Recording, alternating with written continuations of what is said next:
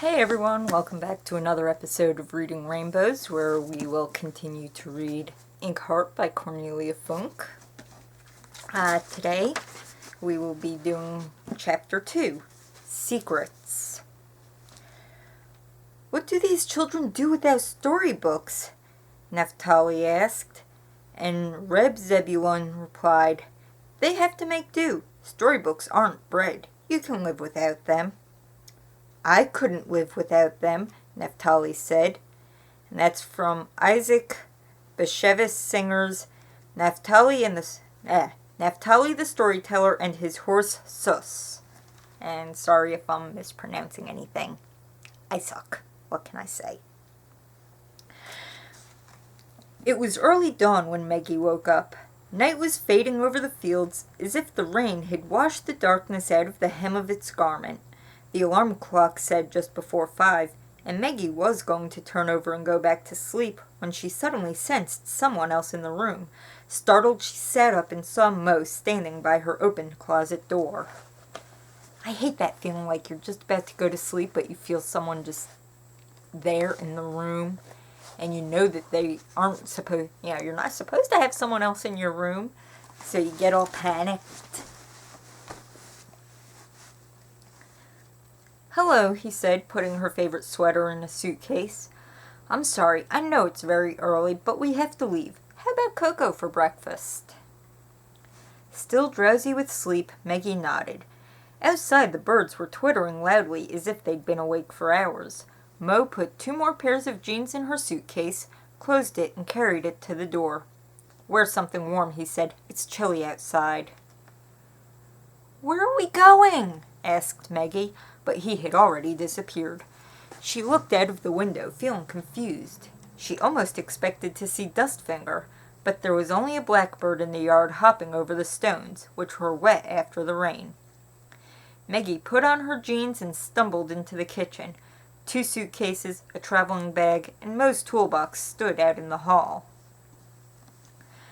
Her father was sitting at the kitchen table making sandwiches for the journey. When she came into the kitchen, he looked up briefly and smiled at her, but Meggie could see he was worried about something. Mo, we can't go away now, she said. The school holidays don't start for another week. Well, it won't be the first time I've had to go away on business during the school term. He was right about that.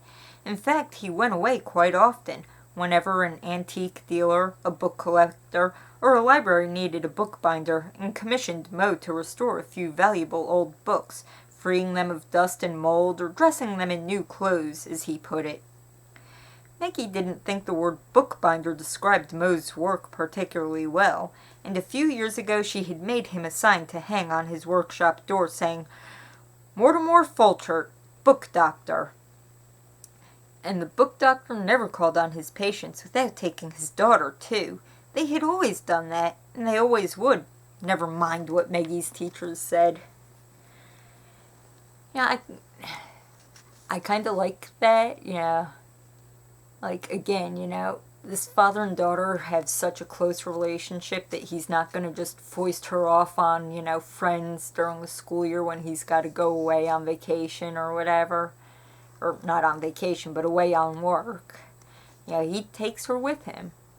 And this is one reason why I say homeschooling. Yay. They can still do school while they're with their parents, who have to go away on business. But, I know that it's not for everyone, but still, I think kids need a little adventure, and trying to contain it to just the school holidays is just not as much fun. How about chicken pox? Have I used that excuse already? Yes, last time, when we had to go and see that dreary man with the Bibles. Meggie scrutinized her father's face. Mo, is it because of last night we have to leave? For a moment she thought he was going to tell her everything, whatever there was to tell, but then he shook his head. No, of course not, he said, putting the sandwiches he'd made into a plastic bag. Your mother has an aunt called Eleanor. We visited her once when you were very small. She's been wanting me to come and put her books in order for a long time. She lives beside a lake in the north of Italy. I always forget which lake, but it's a lovely place, a day's drive away." He did not look at her as he spoke. Maggie wanted to ask, "But why do we have to go now?" But she didn't. Nor did she ask if he'd forgotten that he was meeting someone at midday. She was too afraid of the answers, and she didn't want Mo to lie to her again. "Is this aunt as peculiar as the others?" was all she said. Mo had already taken her to visit various relations. Both he and Maggie's mother had large families whose homes, so far as Maggie could see, were scattered over half of Europe. Mo smiled. "Yes, she is a bit peculiar, but you'll get along with her all right. She has some really wonderful books." "So how long are we going to be away?" "It could be quite some time." Maggie sipped her cocoa. It was so hot she burned her lips and had to quickly press the cold blade of a knife to her mouth. I've never tried that. Yeah, I'm bad about always drinking my tea or coffee or cocoa, before it's actually at a drinkable temperature, and I'm always burning my mouth and my tongue, but I've never tried pressing cutlery to my mouth to cool it. I just sort of go, or else I just, sort of dab at it with my hand or something. But that's also why whipped cream is good. Whipped cream, nice and cold, it helps to cool the burn. Mo pushed his chair back. "I have to pack a few more things from the workshop," he said. "It won't take long. You must be very tired, but you can sleep once we're in the van." Maggie just nodded and looked out of the kitchen window. It was a gray morning. Mist drifted over the fields at the foot of the nearby hills, and Maggie felt as if the shadows of the night were still hiding among the trees. "Pack up the food and take plenty to read," Mo called from the hall, as if she didn't always. Years ago he'd made her a box to hold her favorite books on all their journeys, short and long, near and far. "It's a good idea to have your own books with you in a strange place," Mo always said. He himself always took at least a dozen. And I agree, it's always nice to have a book, even when you're going on vacation and you think, well, I won't have time to read. There's always time to read. Mo had painted the box poppy red. Poppies were Maggie's favorite flower. They pressed well between the pages of a book, and you could stamp a star-shaped pattern on your skin with their pepper pot seed capsules. He had decorated the box and painted Maggie's treasure chest in lovely curly lettering on the lid. The box was lined with shiny black taffeta, but you could hardly see any of the fabric because Maggie had a great many favorite books, and she always added another whenever they traveled anywhere. "If you take a book with you on a journey," Mo had said when he put the first one in her box, "an odd thing happens. The book begins collecting your memories, and forever after you have only to open that book and be back where you first read it. It will all come into your mind with the very first words, the sights you saw in that place, what it smelled like, the ice cream you ate while you were reading it. Yes, books are like flypaper. Memories cling to the printed page better than anything else." And again, this is just so true. There's many times where I'll be reading a book and all of a sudden I just feel like I'm back in that place where I first read the book. Or, maybe not even where I first read it, but, if I was rereading a book while on a vacation. Let's say I was rereading it while in the car on the way to visit someone in another state.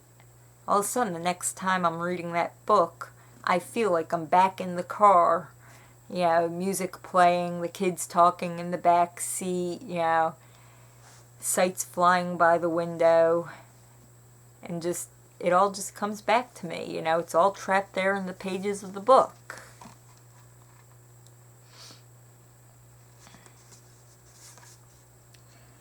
He was probably right, but there was another reason why Maggie took her books whenever they went away. They were her home when she was somewhere strange. They were familiar voices, friends that never quarreled with her, clever, powerful friends, daring and knowledgeable, tried and tested adventurers who had traveled far and wide. Her books cheered her up when she was sad and kept her from being bored while Mo cut leather and fabric to the right size and restitched old pages that over countless years had grown fragile from the many fingers leafing through them. Some of her books always went away with Maggie. Others were left at home because they weren't right for where she was going or to make room for new, unknown stories she hadn't yet read. Maggie stroked their curved spines. Which books should she take this time? Which stories would help to drive away the fear that had crept into the house last night? I know, thought Maggie. Why not a story about telling lies? Mo told her lies. He told terrible lies, even though he knew that every time he told one she looked hard at his nose. Pinocchio, thought Maggie. No, too sinister. And too sad. But she wanted something exciting, a story to drive all other thoughts out of her head, even the darkest. The witches, yes. She'd take the bald-headed witches who turned children into mice. And the Odyssey with the Cyclops and the Enchantress who transforms his warriors into pigs. Her journey could hardly be more dangerous than his, could it? On the left-hand side of the box there were 2 picture books that Maggie had used when she was teaching herself to read. 5 years old she'd been, and you could still see where her tiny forefinger had moved over the pages. And right at the bottom, hidden under all the others, were the books Maggie had made herself. She had spent days sticking them together and cutting up the paper, and she'd painted picture after picture, and Mo had to write what they were underneath them. An angel with a happy face from Maggie for Mo. She had written her name herself, although back then she always left the E off the end of Maggie. Maggie looked at the clumsy lettering and put the little book back in the box. Mo had helped her with the binding, of course. He'd bound all her homemade books in brightly patterned paper, and he had given her a stamp for the others so that she could print her name and the head of a unicorn on the title page, sometimes in black ink and sometimes in red, depending on how she felt. But Mo had never read aloud to her from her books. Not once. Yeah, I can just imagine that. I mean, when I was a little kid, I loved being read to.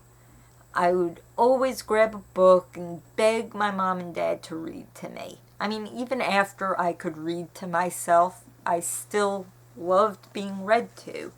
So, imagine never once having your father read to you. Having your parent read out loud to you. Never reading you a bedtime story. He had tossed Maggie up in the air. He had carried her around the house on his shoulders. He had taught her how to make a bookmark of a blackbird's feathers. But he had never read aloud to her. Never once, not a single word, however often she put books on his lap. Maggie just had to teach herself how to decipher the black marks and open the treasure chest. She straightened up. There was still a little room in the box.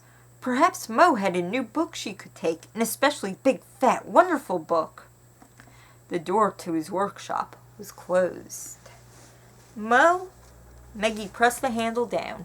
The long table where he worked had been swept clean, with not a stamp nor a knife in sight. Mo had packed everything. Had he been lying after all? Maggie went into the workshop and looked around. The door to the treasury was open.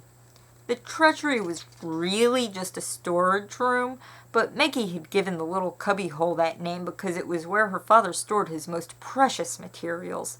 The finest leather, the most beautiful fabrics, marbled paper, stamps to print patterns in gold on soft leather. Maggie put her hand around the open door. Maggie put her head around the open door and saw Mo covering a book with brown paper. It was not a particularly large book and not especially fat. The green linen binding looked worn, but that was all Maggie could see because Mo quickly hid the book behind his back as soon as he noticed her. "What are you doing here?" he snapped. For a moment Maggie was speechless with shock. Mo's face was so dark. I only wanted to ask if you had a new book for me. I've read all the ones in my room and... Mo passed his hand over his face. Yes, of course. I'm sure I can find something, he said, but his eyes were still saying, go away, Maggie, and the brown paper crackled behind his back. I'll be with you in a moment, he said. I have a few more things to pack, okay? A little later, he brought her 3 books, but the one he'd been covering with brown paper was not one of them. An hour later, they were taking everything out into the yard. Maggie shivered when she stepped outdoors. It was a chilly morning after the night's rain, and the sun hung in the sky like a pale coin lost by someone high up in the clouds. They'd been living in the old farmhouse for just under a year. Maggie liked the view of the surrounding hills, the swallows' nests under the roof, the dried-up well that yawned darkly as if it went straight down to the earth's core. The house itself had always been too big and drafty for her liking, with all those empty rooms full of fat spiders, but the rent was low and Mo had enough space for his books and his workshop. There was a hen house outside, and the barn, which now only housed their old camper van, would have been perfect for a couple of cows or a horse. Cows have to be milked, Maggie, Mo had said when she suggested keeping a couple. Very, very early in the morning, every day.